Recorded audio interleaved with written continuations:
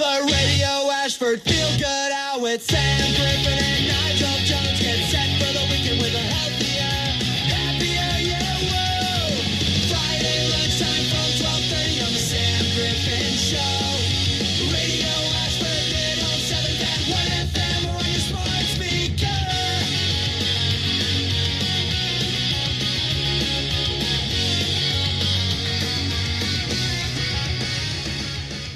March is National Bed Month, a reminder that sleep isn't a luxury, it's a foundation of our physical and mental well-being. And today we're diving into something that fascinates all of us, our dreams.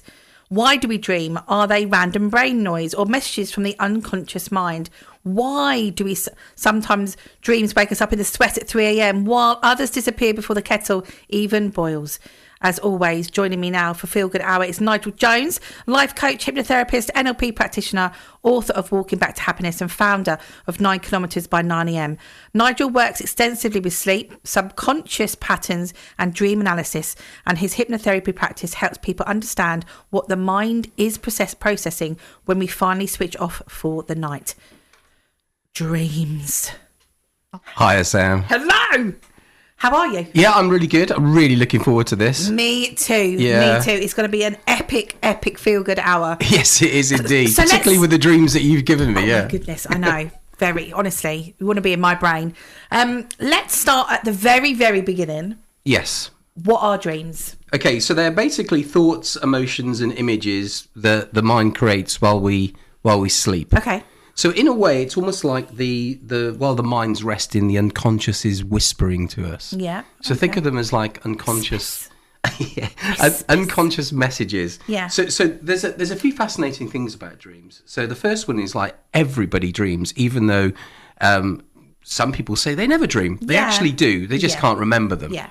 So and that's proven that 99.99% of people have dreams. Have dreams. Okay. Yeah. Another bit is, or an interesting fact, is that we dream, on average, all of us, around about 2 hours every day.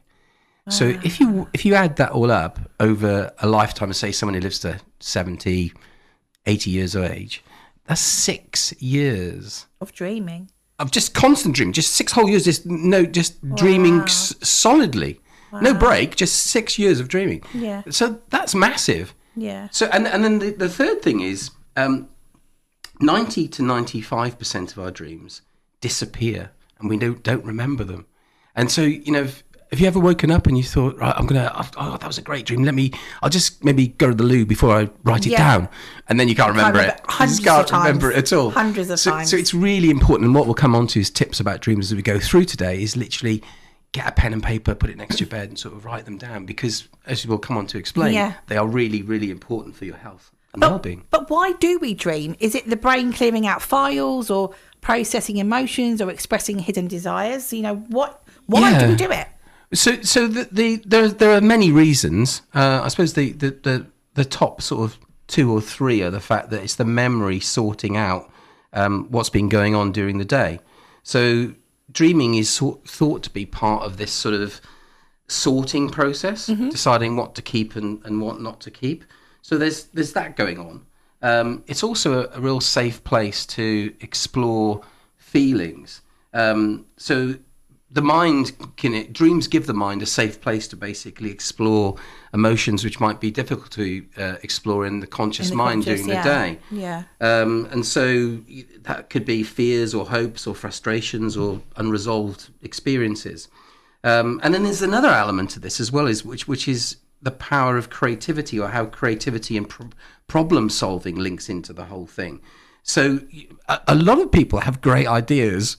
When they're sleeping, they wake up and they've got the eureka moment. It all came together during the sleep because the unconscious mind is putting stuff together which you might not have time to do during the day because there's so much happening around you. Absolutely. So it's a way of sifting through our thoughts, shelving things, filing things, processing things. So in our mind. So very, very important for our mental health. And the fact that we spend 6 years of our life doing it shows you how important it is. Yeah. It is. I must admit, I have some crazy ones. Yes, you do. I don't worry. I do have standard dreams as well, like cheese in fridges. But I have sent you over a couple of my dreams, but we're going to look at in a little while. Yes, yeah, But I do have some very random ones, and most of them are reoccurring. yeah. How often do you dream? I would say most nights that I recollect what I dreamt about. There's the odd one or two that I'm like, what was that all about? And then I forget it. Yeah, But there are, there's quite a few ones that all kind of pop up. yeah. Some are great, wake up going, yes, that was great. Other ones I'm like, oh, yeah, I wonder why. Why did I dream about that? Yeah. What triggered that dream? Yeah. And I've woken up crying, I've woken up shouting, laughing, and it's dreams are fascinating. Yes. So we're going to kind of whittle down and have a bit of more of a look into some of mine that I put forward to you. Yeah, definitely, and they are very interesting indeed. And if we look at like the number of times we dream during an average night's sleep, the dreams come about in what is something called REM sleep, which stands for rapid eye movement. It's when your eyes are moving really quickly from up and down or side to side, but you're actually fast asleep. It's like one of the deepest forms of sleep. Yeah. And in that cycle, it's almost like what happens is you first of all start with this sort of light sleep, and it's almost like, I don't know if you've ever been sort of sitting on the sofa watching TV and you've just stopped yourself from falling asleep. Every evening. You feel that? Do you feel that fall? Like, Yeah, and then yeah. you pick yourself up straight away. That's a light sleep. So your brain is starting to slow down Yeah. on the cycles per second, and then you move into what is like stage 2, or it's actually called deeper light sleep. And that's where the body begins to prepare you to go into a deeper sleep. And this in fact is where most people spend their time in the sleep cycle. Okay. And then you go to stage 3, which is deep sleep. Yeah. And then there's a stage after it, which is called REM, and that's where the dreams happen. Okay. And then the cycle starts again. So you can then go back to come out of our REM, and you go back to light sleep. Then you go through stage 2, stage 3, back into REM, have your dreams, and it starts again. So you can have maybe, on average, people have maybe 5, 6, 7, 8 cycles a night. Yeah, so yeah. you could have 8 dreams every night, separate dreams. Are the dreams more vivid when you're in REM? Or Well, really, REM is the only time when you do dream. Okay. And vivid dreams, there are different types of dreams. Obviously, a nightmare is a bad dream. Yeah. Or what you would classify as a bad dream to yourself. Yeah. And again, that's a personal thing. Whether you call it one person's bad dream is another person's absolutely. nice dream. Yeah, absolutely. Nigel and I are dipping into dreams this feel-good hour. Are our dreams symbolic, Nigel? How should we approach interpreting them safely? Yeah, they are. So Okay. the easiest way to analyze a dream is to remember that everything in it is part of you. So if you dream that you're a teddy bear in a cave, then you are actually both of those things. So if you see a teddy bear in a cave, and then that teddy bear is you, and the cave is you. Okay. So when you analyze why you had that dream, ask yourself, what does the teddy bear signify? Become the teddy bear and ask yourself, look at the dream through the teddy bear's eyes. Yeah. And you start to see different things, because it is all you, because you've made the whole thing up. It's no one else, it's only you. Yeah. Honestly, fascinates me. So a good example of that, for example, is I had a client a few years ago, who basically, her dream was drowning her boyfriend. And she was putting a rock on him, and each time he came up for air, she would put the rock back to push him back under. And going through that dream, what came out of that was she was the one that felt suffocated by him. So even though she was suffocating him, it was her that was suffocating. Okay. And so you have to remember that it's all about you, the dream. Yeah. And so analyze it, look at it from that perspective, and you just see lots of different answers to what the dream can actually mean. But remember that you're the only one, the dreamer is the only one who can really interpret it. Yeah. So I can sit with a client and actually listen to their dream and give them my guidance on what I think it is. But it's only them that can say, well, no, I think it's this, Yeah. or that's been happening in my life Yeah. and it represents this. And it's a really good way of just sort of going through your deepest thoughts and working out a plan to be the best version of you. So dreams are really important. I think also, there are some times, I'm putting my hands up here, I've had dreams before and I've gone, why on earth was I dreaming that? Because some of it was like so random, we'll talk about a couple of them in a minute. And you kind of, you worry yourself because you think, why was I dreaming about that? But like you say, I think we need to be more rational about it and go, okay, well, let's have a think about those things, like you just said, and pinpoint or pick at them ourselves and work out why we had them. Yeah, exactly. And remember, if you look at the different types of dreams, so you've got nice dreams and you've got sort of bad dreams or nightmares. And like there are 5 common types of nightmare that people have. One of them is being chased or attacked, which we'll come on to in a minute with one of the ones you've said. And that can be being pursued by a person, an animal, or an unknown threat. And it's really sort of all about avoidance of a problem or stress in your waking life. Yeah. So that's a really common one. Another one is falling. And that's often associated with loss of control or insecurity or instability in your life. Mm-hmm. So that falling dream normally signifies that. Yeah.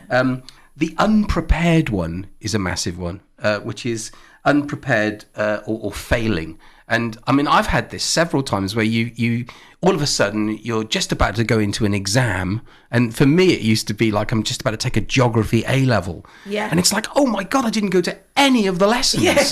And I forgot I was even taking this exam. And it's quite a major thing. But people have, the exam is quite a big one that comes up. And it's all unprepared for a presentation. Yeah. And that's signifying performance anxiety or pressure in your life. The fourth one is being trapped or unable to move. Yeah. So you can see how these are they're all like metaphors for something that else is going on. Yeah. And you remember, like, the unconscious mind speaks metaphor. It doesn't speak English or Spanish. It speaks in metaphors or things that, in a metaphorical sense. And then another one which is really common is people dream of losing their teeth. And then this signifies normally embarrassment or concerns about appearance. Yeah. So nightmares tend to fall in one of those 5 and more, obviously. Yeah. Now you kind of touched on nightmares there. What's the difference between nightmares, night terrors, sleepwalking, and stress-related dreams? Right. So a nightmare really is just a bad dream. Yeah. Or what you classify as a bad dream. A night terror is where you don't wake up, but you're literally screaming or shouting in the middle of the night. And that doesn't happen in REM. That happens in the stage before, the deeper stage. And then sleepwalking also happens in stage 3, not in REM. And we think that, or psychologists think that basically the mind is still asleep, but the body wakes up. Yeah. So you've got the mind in an unconscious state and the body in a conscious state. Wow. And there's it's common in children, lots of children, and then they grow out of it as they get older. One of my friends, when I was growing up, she used to sleepwalk all the time, and she would literally get up, make herself a cheese and pickle sandwich. She'd have a great big knife and she'd be cutting cheese, and her parents would be standing there going, "But you can't, because you can't wake them up. You have to let them wake up naturally, because you can cause all different kinds of problems, shocking the body." Yeah, I mean, that's said a lot, but you can wake sleepwalkers up. I mean, it's a sensible thing to do, because you've got to get them back to bed safely. But as you rightly said, the important thing, sleepwalkers can do extremely complex things. Yeah. I mean, they can cook meals. Yes, yeah. It was mental. It was absolutely crazy. Absolutely crazy. Then we're going to come on after the news and talk about some of my dreams. Yes. I sent you some over a few days ago for you to analyse, and I think I put on the end of my message, have fun with these, because they are very wild. But they are reoccurring ones, so I'm going to be really looking forward to you kind of unpicking them and seeing if what you're saying resonates. Do you want to give us a taster first of the first one? So it makes me laugh every time. So my first dream that is reoccurring is that I am tied to a wheelchair. I am then let go down a big hill, being chased by a very large cactus and a big roll of sellotape. You heard it here first. You heard it here first. That is an insight into my mind, people. Oh, we've got more than that. That's the first one. We got 3. But that is very reoccurring. I've had that reoccurring dream for many, many, many, many years. So yeah, it's a bit of a wild one. But I'm looking forward to you kind of telling me why I might be having that. Yeah. After the news. The Radio Ashford Feel Good Hour with Sam Griffin and Nigel Jones. Get set for the weekend with a healthier, happier you.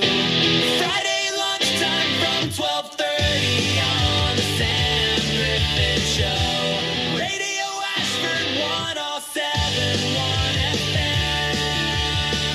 Or on your smart speaker.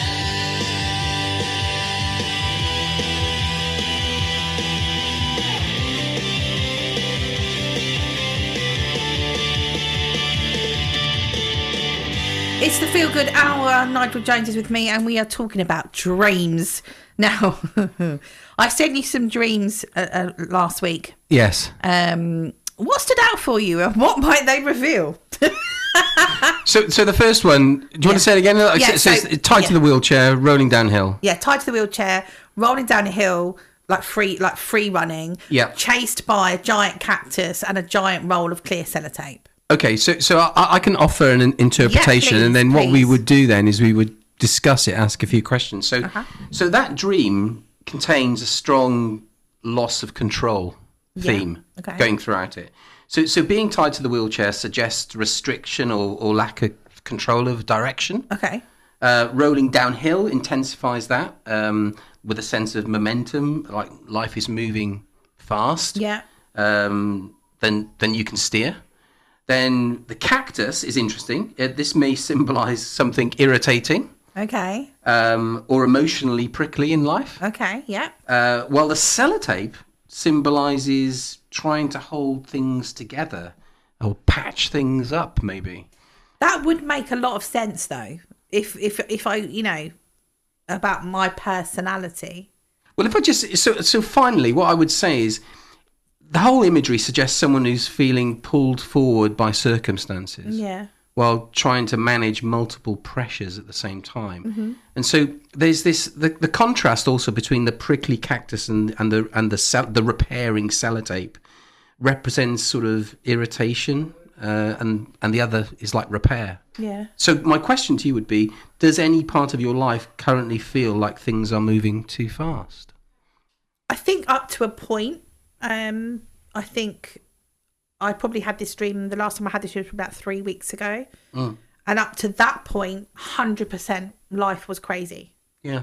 So yeah, absolutely. There's definitely some meaning and clarity with that, for sure. Is there anything prickly in your life or irritating that you're trying to hold together? Yeah, I think as people we do tend to have a few things anyway. But I think it'll be interesting to see over the next couple of months, because obviously I'm leaving here on the 27th, whether things change for me and the dreams change. Yeah. But I don't think so. Not overly irritating me. No. The important thing about the dream is the emotion you feel when you wake up. So, I mean, if you can remember, but did you feel fear, stress, or something else when you woke up from this dream? The first time I had it, I was quite scared.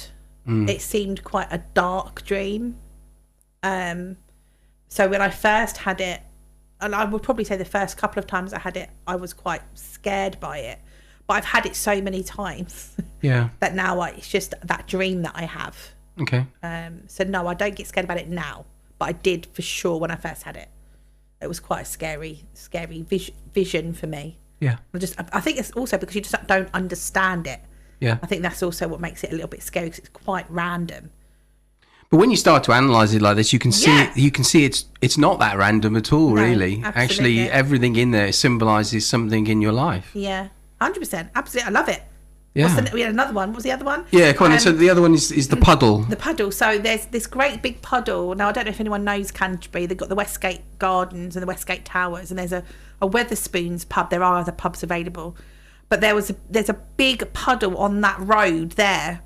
And I step into it and I go down into this like black and white checkerboard floor. A bit like Alice in Wonderland vibes. And there's like lots of spinning vortexes. Yeah.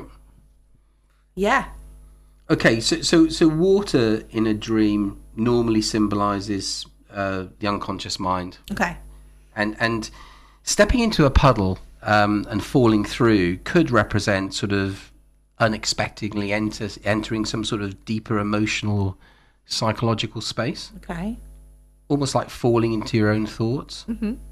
The black and white thing's interesting as well, the black and white checkered floor, because Okay. there's obviously, it's suggesting a contrast with the black and white. Yeah. Or decision making, yes or no, Okay. right or wrong. So you've got two opposing choices or perspectives there with the floor. The spinning vortex is introducing sort of transformation or movement, like, it's going to evolve. So in dream symbolism, that represents change or confusion. Okay. So the dream may reflect the mind processing uncertainty, complexity, competing choices. Do you feel when you weigh that up, or what's your having me said that to you? How do you feel about it? It would make total sense if you break it down like that and look at it in that perspective, for sure. And I think the last time I had this one was probably just before Christmas. Okay. A lot going on, so it kind of would make sense for sure.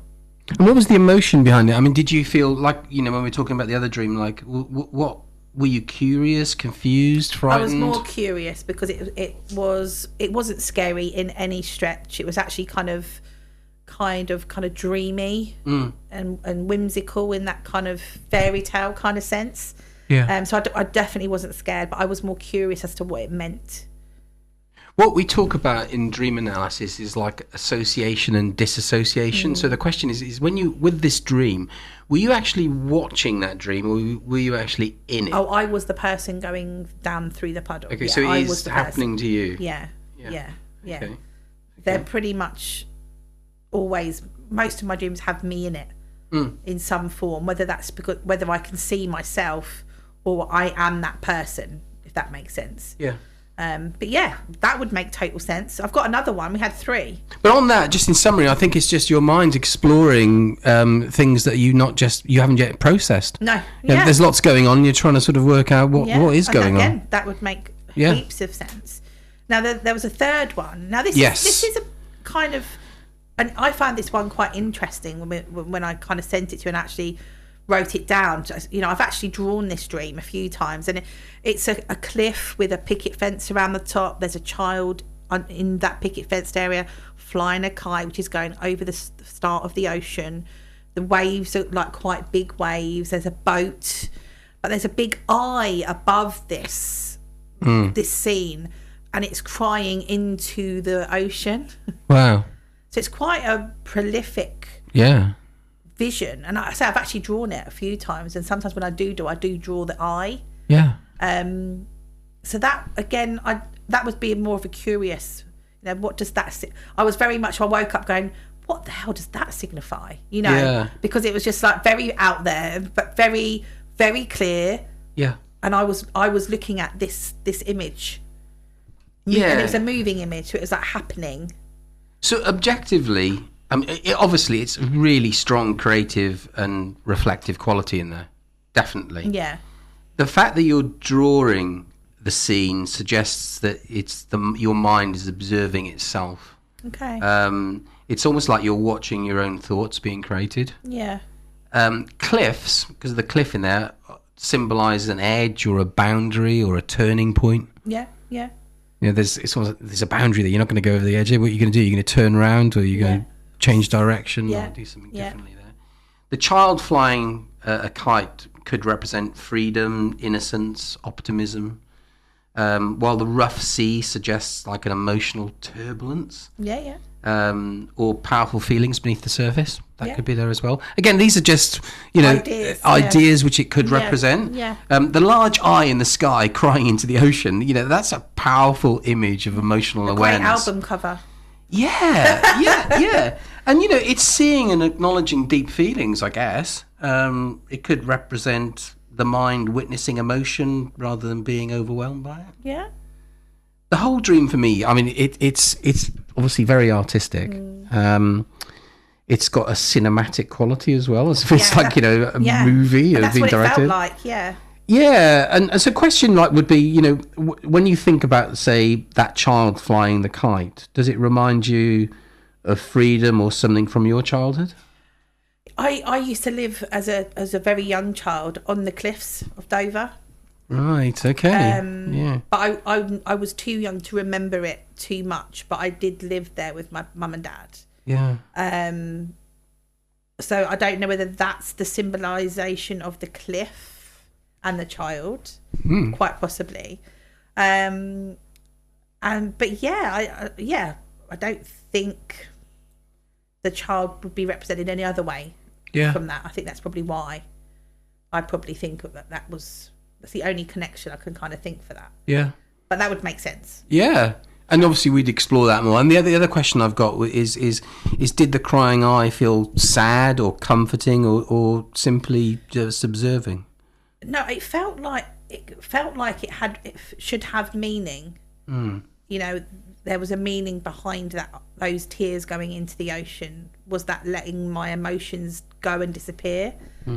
Or so I don't know whether it was a sadness. I don't think it was a sadness. I think it was more of a release. Yeah. Maybe. I don't know. That's probably how I thought of it. Yeah. You know, those tears going into the ocean because they're gone and they're released and they're away. Yeah, it's nice. Yeah. Maybe. You know, that's how I thought of it. I didn't think of it in a bad way. Did you think you were in control of the scene or just watching it unfold? I was just watching it. Yeah. It was like I was watching it happen, and yeah. But when I draw it, it's a nice drawing. Yeah. So yeah, it's weird, but really good, really profound, I think. Yeah. So that's something, you know, you would work on together and sort of like develop that, because there's lots of themes in there. Yeah, absolutely. Fascinating. Yeah. Now we've kind of talked about my crazy dreams. What are the 3 simple steps or like a dream technique to analyse dreams ourselves? Yeah, so there's 3 steps you can follow. I mean, I'd say before going through that, get a pen and paper or a pencil and paper and just put it next to your bed. Yeah. Because it's really important that you write it down as soon as you wake up. So you've got the structure of what went on write everything down. If you think something's weird or you can't remember it quite, even if you just remember one part of it, just get it down onto paper. So that's the first thing. So once you've got the dream down on paper and you've written it out and you sort of you can see it in front of you in black and white, ask yourself or take yourself through 3 steps. And the first one is start with the feeling. So this is the most important clue to the dream and what it means is how did it feel? So it's like have you woken up scared? Are you happy? Are you sort of like sweating, delusion? You know, that is what is the emotion around it? What's the strongest emotion? Because there might be quite a few in there. Okay. It's fear, confusion, curiosity, excitement. Those are the things. Because basically dreams often process the emotions rather than the events in our lives. So that's number 1. What was the feeling? 2, look at the symbols that were in it. So, for example, you know, yours with cactuses and wheelchairs and sellotape and stuff. But, you know, dreams normally, well, they always speak in images and metaphors rather than literal messages. So there might be falling, which could mean loss of control. There could be water, which is emotions. Being chased, avoidance of pressure. So look for what are the symbols or the metaphor stories in the dream, because they're more like poetry than they speak in images basically. And then thirdly, connect it to your waking life. So try to sort of say to yourself, well, what's happening in my day-to-day life at the moment, which could reflect what that possibly could mean. what in life feels similar to the feeling I had in that dream? Does anything feel like the situation in the dream? And is there a current decision or stress in my life or change in my life that dream could represent? So that's a really good start point to analysing the dream. Yeah. I love that. And if listeners want better sleep and healthier dreams, what can they do? Can they start tonight? Yes, that's the best time to start, straight away. Yeah. So we were born to sleep. We weren't born not to sleep. So the great thing about sleep or getting a great night's sleep is literally to realise that it's all about beliefs. And so people who don't sleep well actually normally have limiting beliefs, like I always wake up at 3 o'clock in the morning, or I only get 4 hours sleep a night, or I have to go to the loo in the middle of the night. Now these are all beliefs that you're telling yourself. So if you tell yourself that, then it's going to happen. It's going to happen, yeah. So how about replacing it with as soon as my head touches the pillow, I go straight to sleep. I always get a good 7 hours night's sleep, and then say that to yourself 100 times a day for a week. The train is leaving the station. Yeah, and and the brain loves metaphors as well. So a lovely one is to think of your mind as like a library. Yeah. And the library closes at night. And so if any of the books are left out, well, they shouldn't be, because at night all the books, and the books are like your thoughts, go back on the shelf. Yeah. So if you're lying in bed with like lots of thoughts racing through your mind, which lots of people do, like anxious thoughts, then that's just the books that are left out. You've got to tell yourself that the library always closes when I go to bed. Yeah. And so all the books go back on the shelf. Yeah. And so just keep telling yourself that those thoughts need to go back on the shelf, because when you sleep, the library is shut. Yeah. And so telling yourself a story like that about how you sleep can change the way you view your sleep patterns. Another metaphor might be, as you just said, like the train station. Like the train station shuts at night. Yeah. And think of the trains that pass through there in the day as your thoughts. And there's a lot of them during the day. They're flying in and out. They're going to all over the place. But then slowly, as it gets to like 10:30, 11 o'clock, there's the last trains are coming in, and then the last one leaves. And as the last one leaves, you go to sleep. The station closes. Love that. And then when you wake up in the morning, the first train slowly comes into the station and then pulls out. And so you can see if that is the way that you look at your sleep pattern, then that metaphor will run the way you perceive sleep, and you'll get a better night's sleep. There's obviously lots of do's and don'ts of what you should do as well. I mean, for me, the main thing is to treat your bedroom as, for one thing, you go to sleep in it. You don't need a TV. You don't need a 50-inch TV in your bedroom. And there's classic stuff like don't go on your phone at least 2 hours before you go to sleep. And then don't take the phone into the bedroom. Don't have a clock in there. Ooh. Or if you do, turn it round so you can't wake up at 3 o'clock to check that you always wake up at 3 o'clock. Yeah. Which is, again, it's a limiting belief. Yeah, completely. Absolutely. It's fascinating. We could talk for a long time on this one, I think. Yeah, I mean, the key thing is to get a routine. To get yourself into a routine that you do every night before you go to bed. So literally, it could be pre-sleep, put your pajamas on, go and brush your teeth, no drinking alcohol or anything before bedtime, no caffeine, say the last caffeine at 3 o'clock in the afternoon. No eating at least 2 hours before bed. So you get a little routine going. In the bed routine, get into position that you like sleeping in the best. Tell yourself as soon as your head hits the pillow, you go straight to sleep. Deep breathing, full body sort of relaxation, getting relaxed from your toes up to the top of your head. And you'll find that with a routine, you'll just drop off. You'll sleep so much better. Thank you so much. This is such a fascinating subject. Now, if any of this has resonated with you today and you'd like to do some work with Nigel, you can contact him at nigel@9kilometersby9am.com. Obviously, we're doing your coaching, NLP practitioners and hypnotherapy. And of course, his book, A Walking Back to Happiness, is available as an audio or Amazon. Yes, it is indeed, bestseller on Amazon. Have a look, and I know you're writing number 2. I am indeed, which is going to be on anxiety. Exciting. Thank you so much for coming in. As always, a pleasure